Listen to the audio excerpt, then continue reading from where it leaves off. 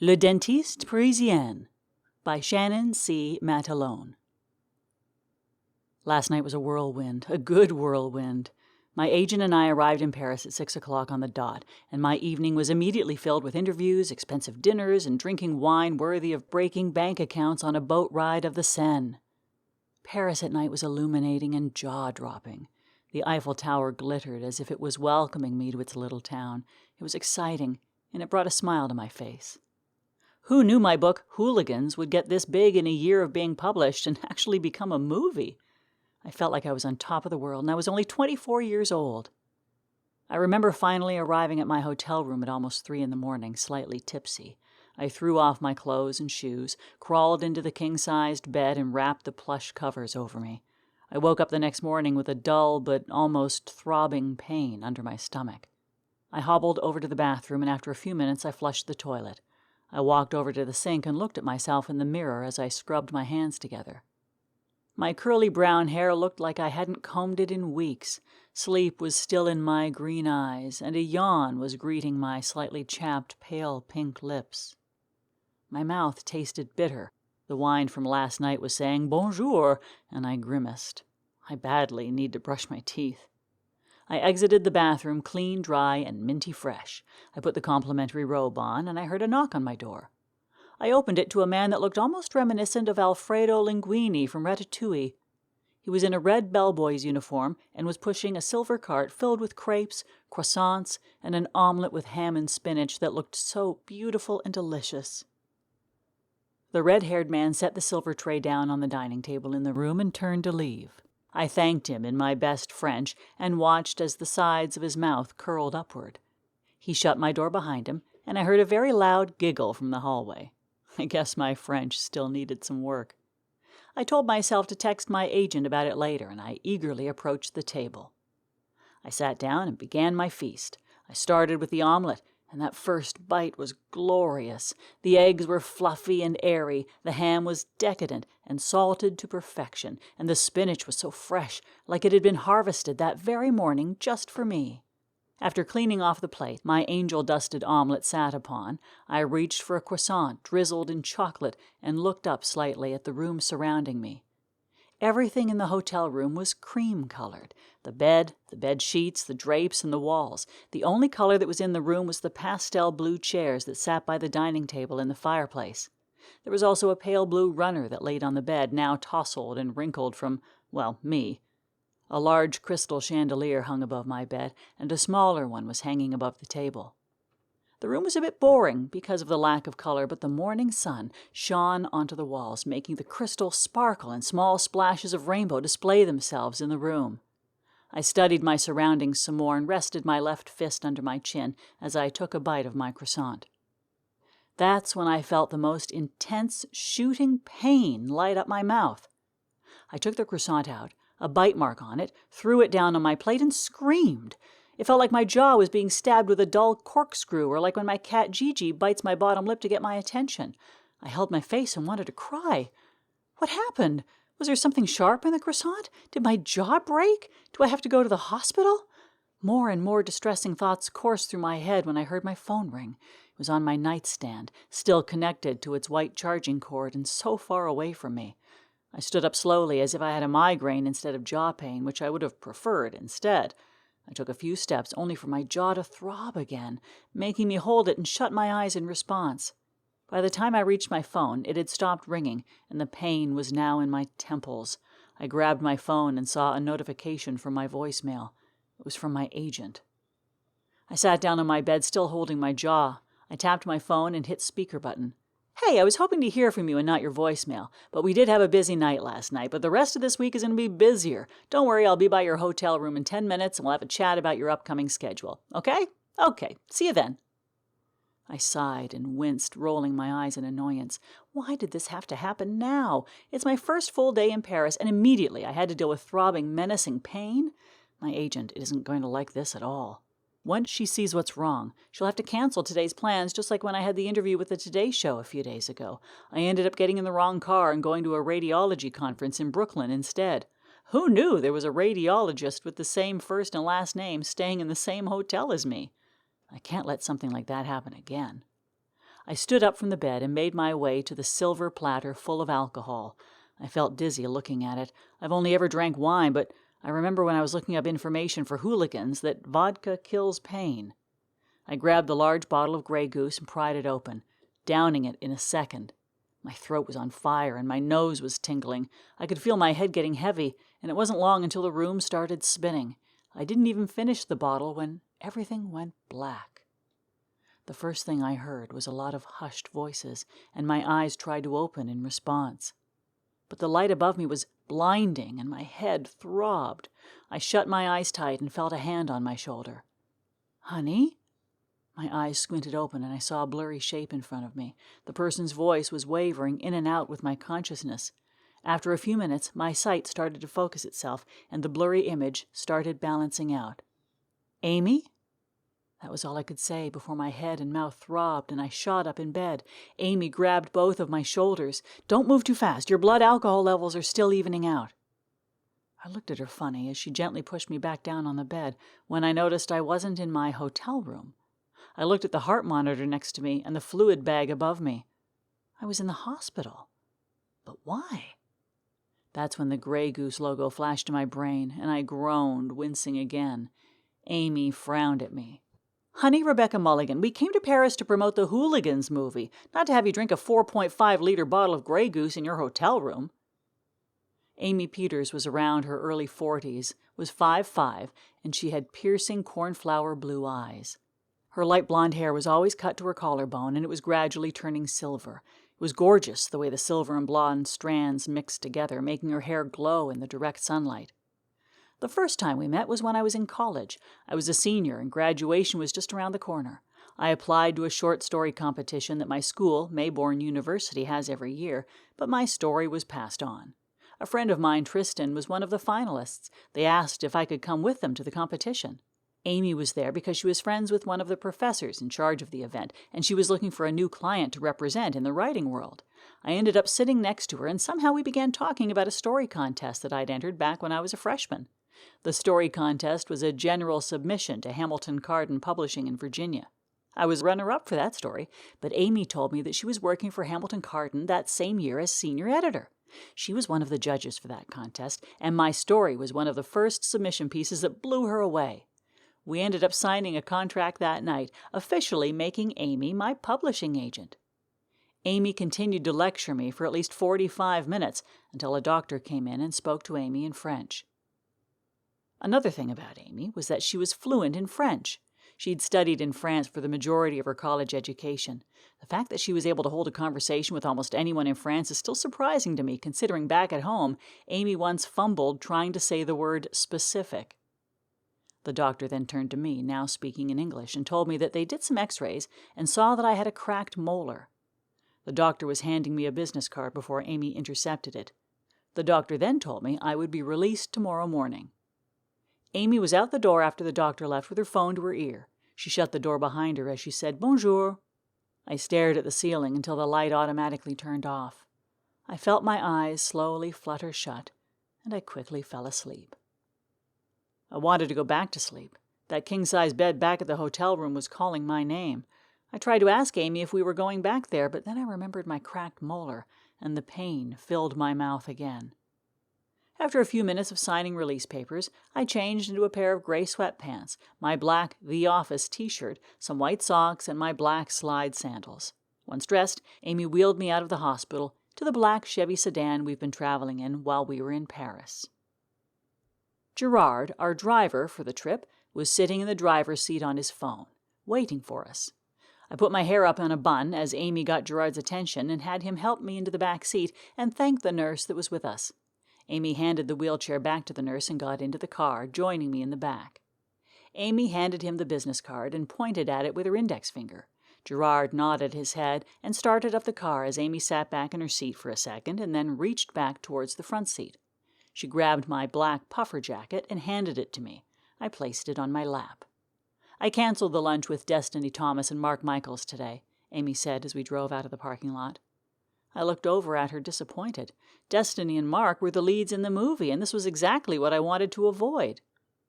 We didn't need more cancellations, but thanks to the current situation I was in, I had no choice but to comply.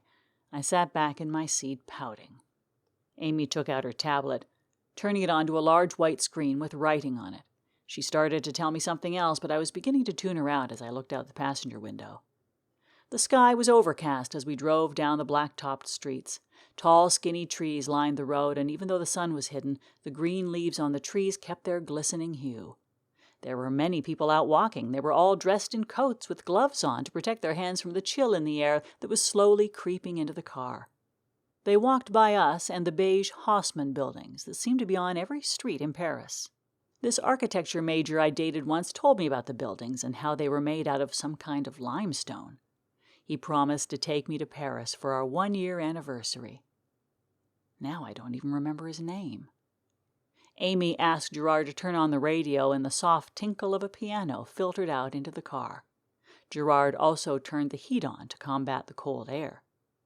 I was starting to doze off as my mind was painting the image of a tall, tanned man riding a horse down the beach when the car stopped moving. I woke up and looked outside. This wasn't the hotel. "All right, get out, we're here," Amy said as she unbuckled her seatbelt and opened her door. Gerard ran over to my door and opened for me. I hesitated to get out of the car, but ultimately did when I heard Amy say my name. I pulled on my puffer jacket and walked over towards her. We stood in front of one of the many beige buildings. This one, though, had sort of a green tint to it thanks to the green awning that was above the door. There was no name on the building or on the awning. There was only an address number under one of the gold wall lights. Amy looked down at the business card and ushered me inside, thanking Gerard in the process and setting off the gold bell that was hung by the door. Amy walked me down a short white corridor and led me into a room. She plopped me on a couch as she walked up to a chestnut-colored desk. Amy looked around and then grabbed the business card out of her pocket. She walked out of the room, telling me to stay put. I sat back on the couch, and with nothing really to do to pass the time, I took in the room around me, and it was like I was sitting in a waiting room in heaven. Light gray walls encompassed the room, matching the color of the couch that I was sitting on. There were 3 large windows to my left that were covered by sheer white drapes, and there was a cedar brown coffee table shaped like a chest in front of me. There was a white vase with purple tulips inside it, and a small stack of some French magazines were sitting on top of the table. The speakers in the ceiling played piano music accompanied by a soft voice singing in French. The place felt very calming and pretty fancy, like the rest of France. But then I started to notice something else on top of the coffee table. At first, it just looked like a bunch of different paint splotches under the magazines, but then, as I looked at it more, I began to make out feet just to the right of the magazines.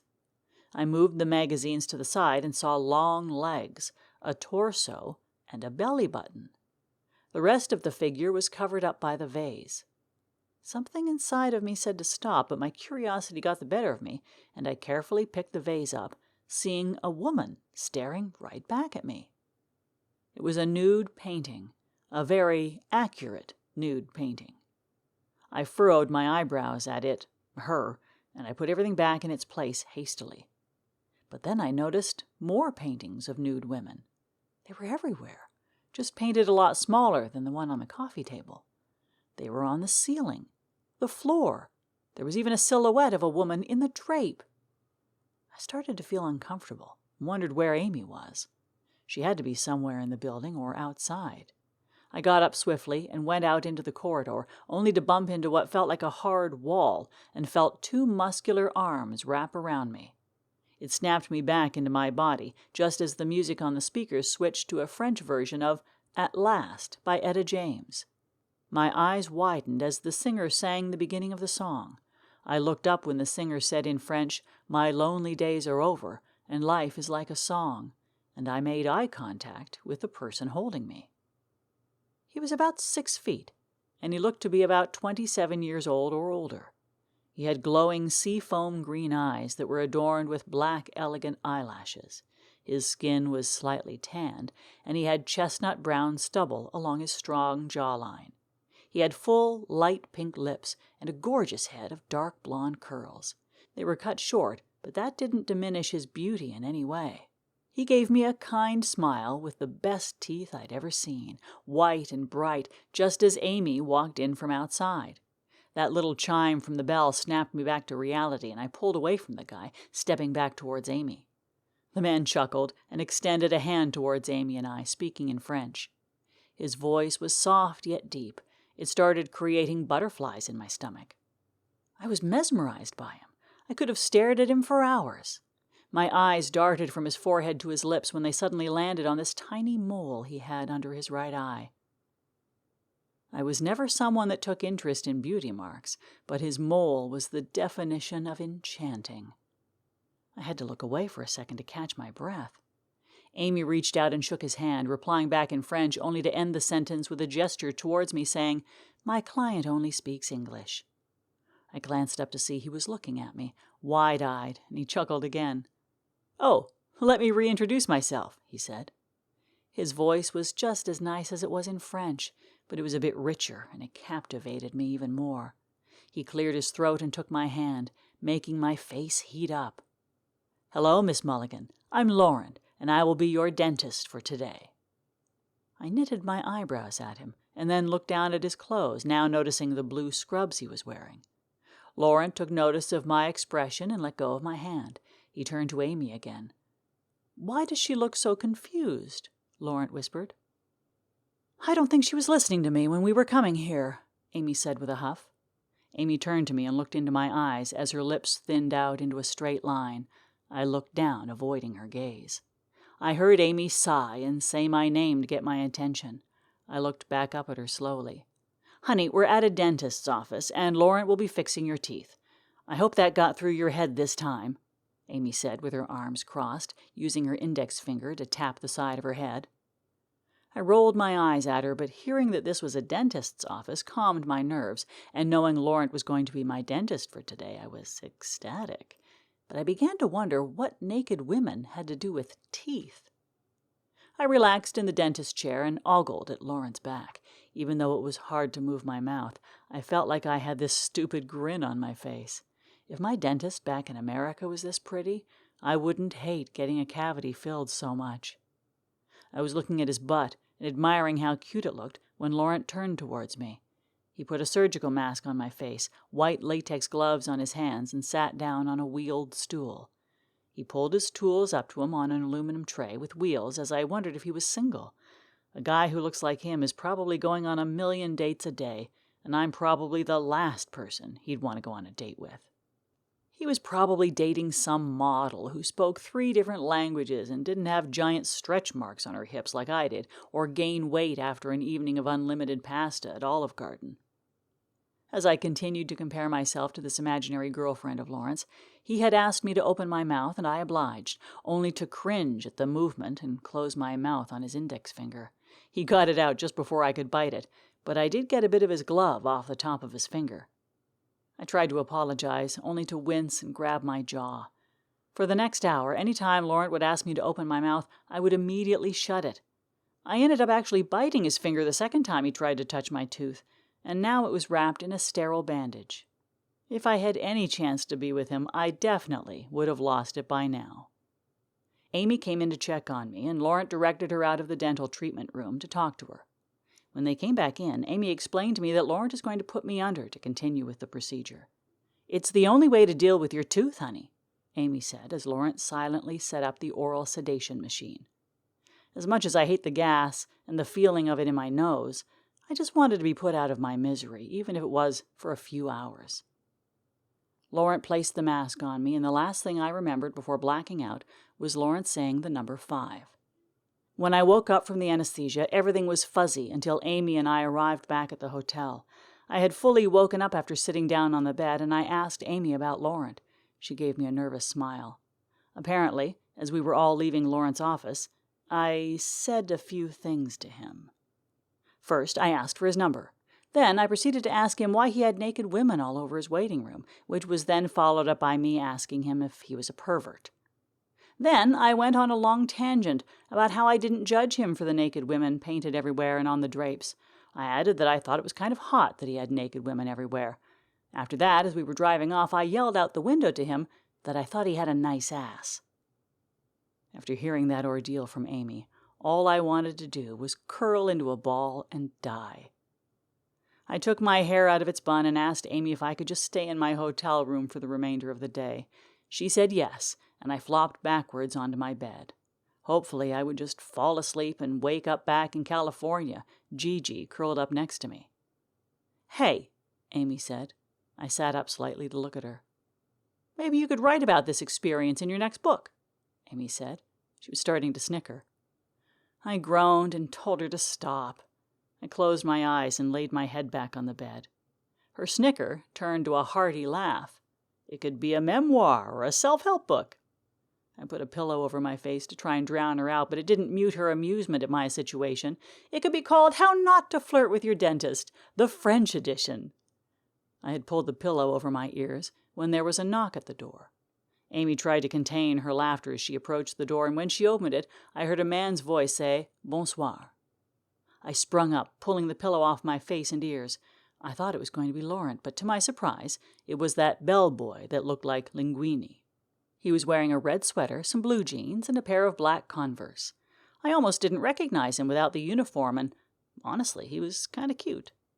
We made eye contact for a second when Amy, who had finally stopped laughing, asked him who he was, only to have to repeat herself in French when he didn't answer her the first time. He pointed at me as they talked, and I wondered if I did something. The only interaction I had with him was when he delivered my breakfast yesterday. Besides my French not being very good and making him laugh outside my hotel door, I thought that was all that had happened. I prepared for the worst when Amy gestured for me to come to the door. I approached cautiously as the Linguini guy stared at me. Amy told me that he thought I was cute and he wanted to take me on a date. I was shocked. A date? With me? I looked at the red-headed man and took notice of his eyes. They were baby blue and had these gold flecks in them, bringing brightness to his demeanor.